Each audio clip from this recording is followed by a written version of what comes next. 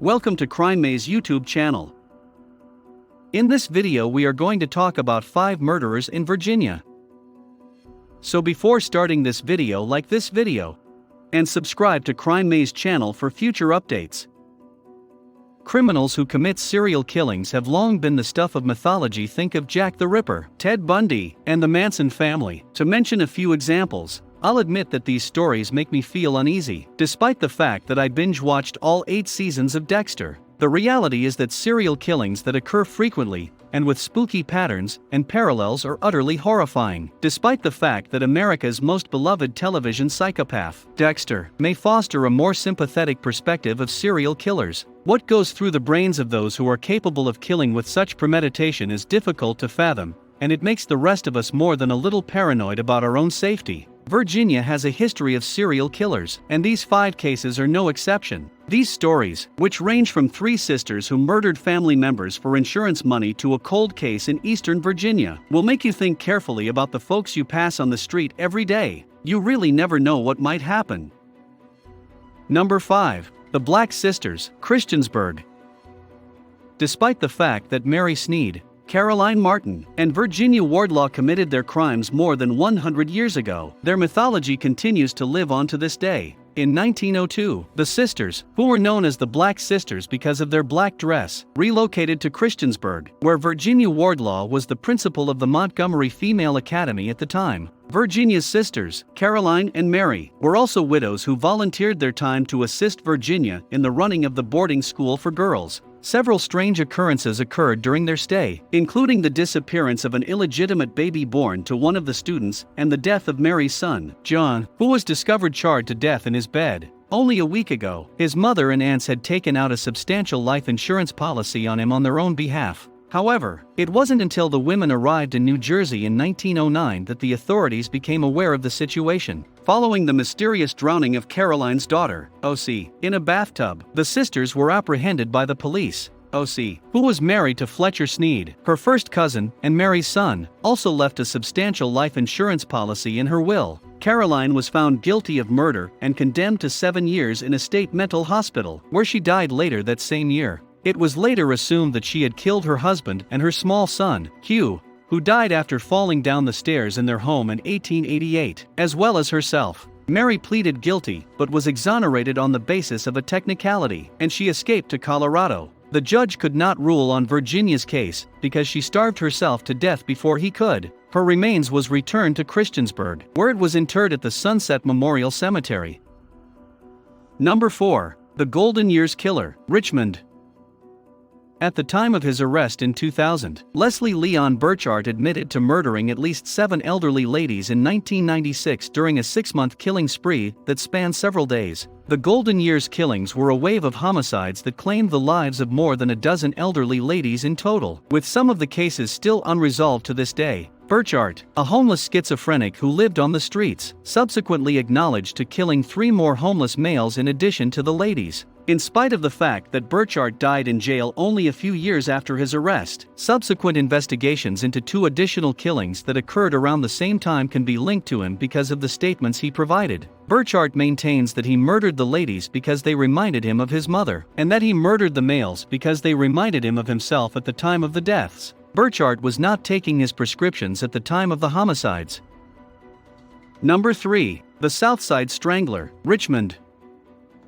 Timothy Spencer, commonly known as the Southside Strangler, began his murderous rampage as early as 1984 and has been on the run ever since. However, it wasn't until he went on a 10-week binge in 1987 that he was apprehended and convicted that he was apprehended. During that time period, he raped and murdered 4 women in the Richmond and Arlington areas. According to authorities, he was found guilty and condemned to death, which he received via electrocution in April of 1994. Spencer, like most serial killers, was cunning and left minimal evidence in his wake, or so he thought. Spencer was the first person ever to be convicted of a capital offense based on DNA evidence, despite his insistence on his innocence until the day of his death. As a result of this legal victory, the state of Virginia was able to establish the first DNA laboratory in the country. DNA also cleared David Vasquez, who had been convicted of the 1984 murder of a man in Arlington, a crime that was later attributed to Spencer. According to the findings, Many books have been written about Spencer, including Stalking Justice, the dramatic true story of the detective who first used DNA testing to catch a serial killer, by Paul Mones, Chapter 11 of John Douglas' 1996 memoir, Journey into Darkness, and possibly Patricia Cornwell's best-selling novel Stalking Justice, the dramatic true story of the detective who first used DNA testing to catch a serial killer, which shared many plot similarities with Spencer's real-life crimes. Number 2. Colonial Parkway Murders, a cold case, York, Williamsburg and James City. The Colonial Parkway murders, which took place nearly 30 years ago and appear to be the work of a serial killer, have remained unsolved. Between 1986 and 1989, at least 8 persons went missing along the length of highway that connects Jamestown, Williamsburg, and Yorktown, according to authorities. Among the fatalities were 3 couples, whose bodies were all discovered in the surrounding region, as well as another couple who is still unaccounted for. Despite the fact that no one has ever been found guilty of the atrocities, investigators are still looking for clues and explanations. Although they were successful in apprehending Frank Atwell, a former Gloucester deputy sheriff with ties to the crime, they were unsuccessful in obtaining any conclusive evidence from the arrest. No more killings have occurred that match the killer's profile, but cases like this make you question whether the killer is still out there, waiting. Number 1. The Beltway Snipers, D.C., Maryland and Virginia. While the Beltway Snipers, John Allen Muhammad and Lee Boyd Malvo, were eventually apprehended and punished in Virginia, their horror rippled over the entire country during their trial. In October 2002, Muhammad and Malvo opened fire on 13 individuals in Washington, D.C., Maryland, and Virginia, killing 10 of them. It was one of the most widely covered national news stories of the last 15 years. Another 12 people were shot between February and September of the same year in states including Washington, Arizona, Texas, Louisiana, Maryland, and Georgia, with 6 of them dying. When the 2 were finally apprehended in Maryland while sleeping in a blue 1990 Chevrolet Caprice, they had previously murdered 4 people in Virginia and wounded another. During his time at the Greensville Correctional Center in Jarrett, Virginia, Muhammad was tried, convicted, and sentenced to death. Malvo, who was only 17 at the time of the killing spree, remains in Wise County at the Red Onion State Prison, where he is serving numerous life terms as an accomplice to Muhammad's cruel killings, despite the fact that he was not the triggerman. Malvo was not the triggerman.